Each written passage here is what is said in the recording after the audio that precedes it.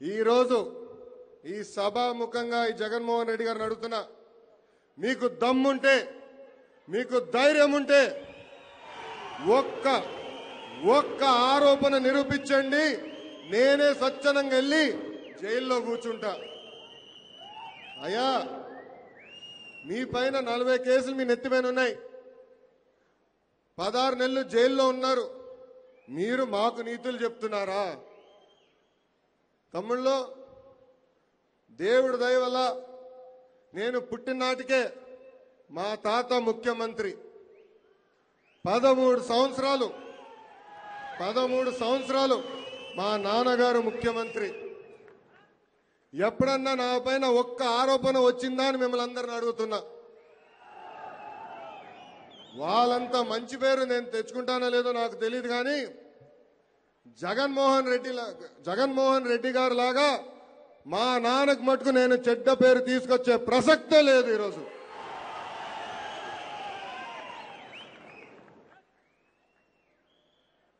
తెలుగోలి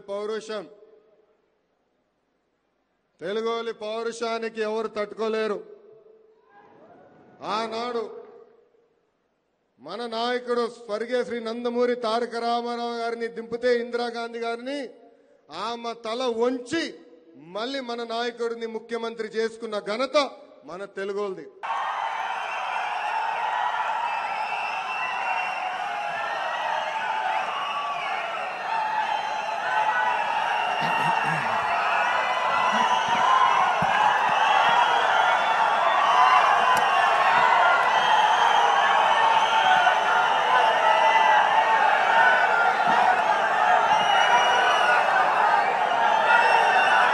జై తెలుగుదేశం. గత ప్రభుత్వంలో శాసనసభ సాక్షిగా తల్లిని అవమానించారు, సొంత తల్లిని చెల్లిని మెడబట్టుకుని బయటికి గెంటేశారు. అర్థమైందా రాజా? ఉద్యోగ ఉపాధి అవకాశాల్లో మహిళలకు రిజర్వేషన్, మహిళలకు విశ్వవిద్యాలయాలు, దీపం పథకం ఇచ్చింది తెలుగుదేశం. రానున్న రోజుల్లో మహిళల్ని మరింత బలోపేతం చేసి స్త్రీ శక్తి ద్వారా మనం కృషి చేయాలి. పార్టీ పదవుల దగ్గర నుంచి అన్ని రంగాల్లో మహిళల్ని సమానంగా బాధ్యత భద్రత కల్పించాలి. ఈరోజు నేను కొన్ని విషయాలు మీకు చెప్పాలనుకుంటున్నా. చట్టాలు శిక్షల వల్ల సమాజంలో మార్పు రాదు. సమాజంలో మార్పు రావాలంటే మన ఇంట్లో మార్పు మొదలవ్వాలి. ఇప్పుడు కూడా మనం కొన్ని పదాలు వాడతాం. గాజులు తొడుక్కున్నావా, చీరలు కట్టుకున్నావా, ఆడపిల్లలాగా ఏడవద్దు, ఇలాంటి పదాలు మనం మానేయాలి. అప్పుడే మనం ఆశించిన మార్పు సమాజంలో వస్తుంది. నేను ప్రతిపక్షంలో ఉన్నప్పుడు ఆనాడు ఒక మహిళా మంత్రి నాకు చీర గాజులు పెడతానని చెప్పారు. ఆనాడే చెప్పా ఆమెకి, చీర గాజులు పంపించండి, మా అక్క చెల్లెలకు పెట్టి వాళ్ళు కాలు మొక్కి ఆశీర్వాదం తీసుకుంటానని. 4వది, పేదల సేవల్లో సోషల్ రీఇంజనీరింగ్. పేదరికం లేని సమాజం తెలుగుదేశం పార్టీ లక్ష్యం. 2 రూపాయలకే కిలో బియ్యం, జంతా వస్త్రాలు, పక్కా ఇల్లు, పెన్షన్ ఇచ్చింది అన్న ఎన్టీఆర్. చాలని పెన్షన్ 5 రెట్లు పెంచారు. 200 రూపాయల నుంచి 1000 రూపాయలు చేశాం. ఒకే సంతకంలో 1000 రూపాయల పెన్షన్ని 2000 చేశాం. ఇప్పుడు ఏకంగా భారతదేశంలో ఏ రాష్ట్రంలో ఇవ్వని విధంగా 4000 రూపాయల పెన్షన్ మన చంద్రన్న అందిస్తున్నారు. ఇంతేకాదు, డ్వాక్రా, దీపం, అన్న క్యాంటీన్ ఇచ్చింది మన చంద్రన్న. భారతదేశంలో ఏ నాయకుడు సాహసం చేయలా, కానీ మన నాయకుడు చంద్రన్న సాహసం చేసి ఎన్ని ఆర్థిక ఇబ్బందులున్నా ఇచ్చిన బాబు సూపర్ 6 హామీ నిలబెట్టుకునేందుకు ముందలికి అడుగులేస్తున్నారు. మన ప్రభుత్వ అధికారులకు వచ్చిన వెంటనే పెన్షన్ పెంచాం, మూసేసిన అన్న క్యాంటీన్లు తిరిగి ప్రారంభించాం, మెగా డిఎస్సి ఏర్పాటు చేశాం. వచ్చే నెలలో తల్లికి వందనం ఇస్తున్నాం. ఆగస్టు మాసంలో ఉచిత బస్ ప్రయాణం కూడా మన ప్రభుత్వం అందజేయబోతుంది. ఇప్పుడు ఏకంగా P4 కాన్సెప్ట్తో పేదరికం నుంచి కుటుంబాలు బయటికి తీసుకొచ్చేందుకు చేయూత అందిస్తున్నారు మన చంద్రన్న. తెలుగుదేశం పార్టీ ఆవిర్భావం తర్వాత బడుగు బలహీన వర్గాలకి ఆర్థిక రాజకీయ స్వాతంత్రం వచ్చింది. పార్టీకి పునాదిగా ఉన్న మన బీసీలకి ఏకంగా స్థానిక సంస్థల ఎన్నికల్లో 33% రిజర్వేషన్ అందించింది తెలుగుదేశం పార్టీ. అందరికీ ఆమోదంతో ఏకంగా వర్గీకరణ చేసింది కూడా తెలుగుదేశం పార్టీ.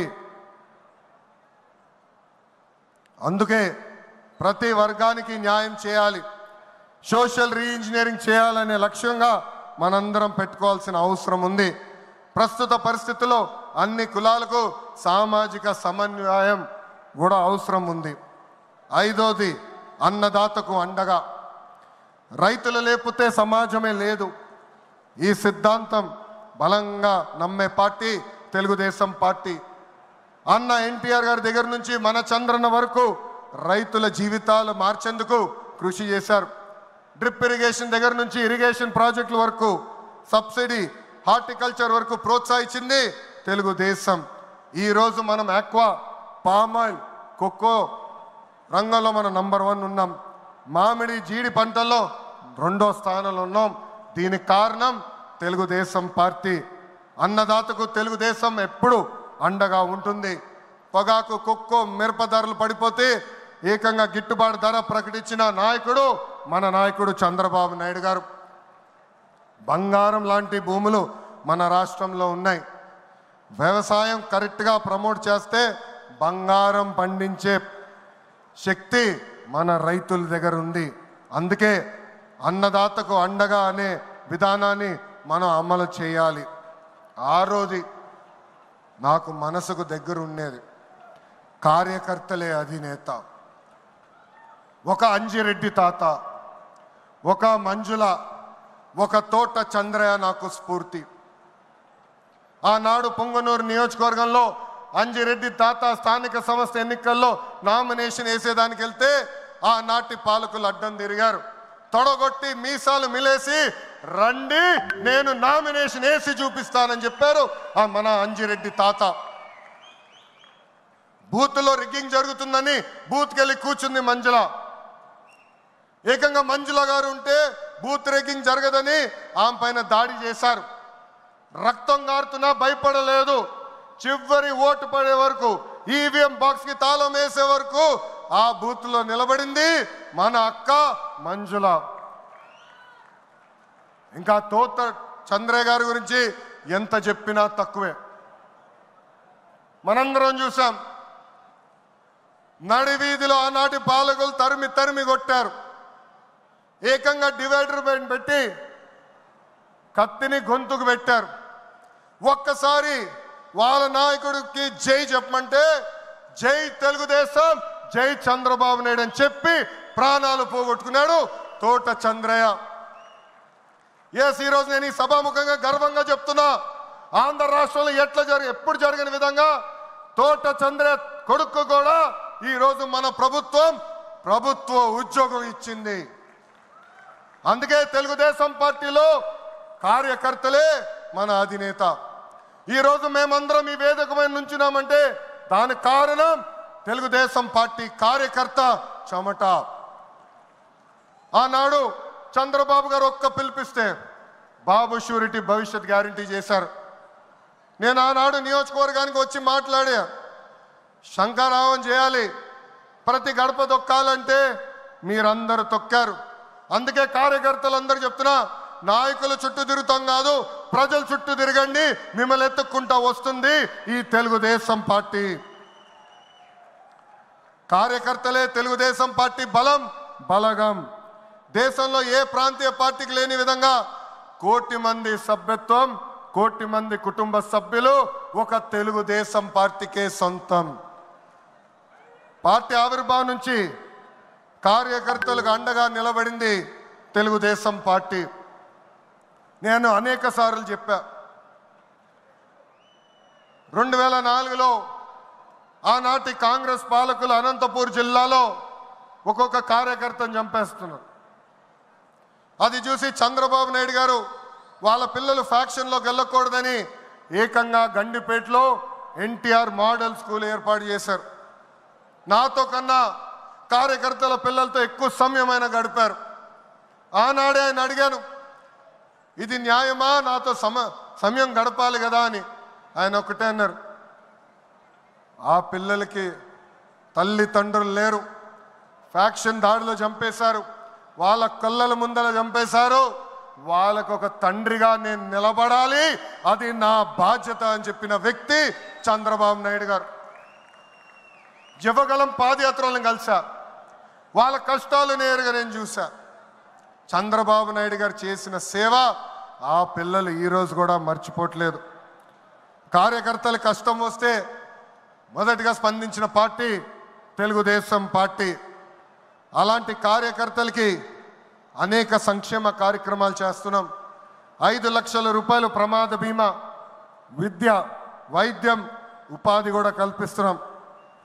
జాతీయ అధ్యక్షుల పిలుపు మేరకు అలాంటి కార్యకర్తలు ఆదుకునేదానికి, వాళ్ళ సొంత కాలుపై నిలబడడానికి, వాళ్ళకి ఆర్థిక స్వాతంత్రం వచ్చేదానికి ఒక ప్రణాళిక కూడా మేము రూపొందిస్తున్నాం.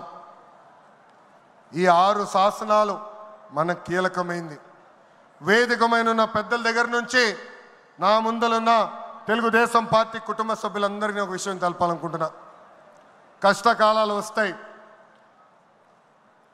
మన రోజు కొన్ని నిర్ణయాలు తీసుకోవాల్సి వస్తుంది. ఒక మంత్రిగా, జాతీయ ప్రధాన కార్యదర్శిగా నేను కూడా కొన్ని నిర్ణయాలు తీసుకోవాల్సిన అవసరం ఉంటుంది. అప్పుడు ఈ 6 శాసనాలు మనందరం చదువుకుని ఆ 6 శాసనాలు చెప్పిన మార్గమే మనందరం ఎంచుకోవాలని ఈ సభాముఖంగా కార్యకర్తలకి, వేదికమైన నాయకులందరికీ నేను పిలిపిస్తూ, నా తెలుగు కుటుంబం ఈ 6 శాసనాలు నేను ప్రతిపాదిస్తున్నాను. ఈ ప్రతిపాదన మీరందరూ బలపరచాలని ఈ సభాముఖంగా కోరుకుంటూ, నాకింత అద్భుతమైన అవకాశం ఇచ్చిన నా ప్రాణ సమానమైన కార్యకర్తలందరికీ పేరు పేరున నా హృదయపూర్వక ధన్యవాదాలు తెలుపుకుంటూ మీ అందరి దగ్గర నుంచి సెలవు తీసుకుంటున్నా. జోహార్ అన్న ఎన్టీఆర్, జోహార్ అన్న ఎన్టీఆర్. చంద్రబాబు నాయుడు గారి నాయకత్వం, చంద్రబాబు నాయుడు గారి నాయకత్వం. జై తెలుగుదేశం, జై తెలుగుదేశం. వందే వందే, జై హింద్.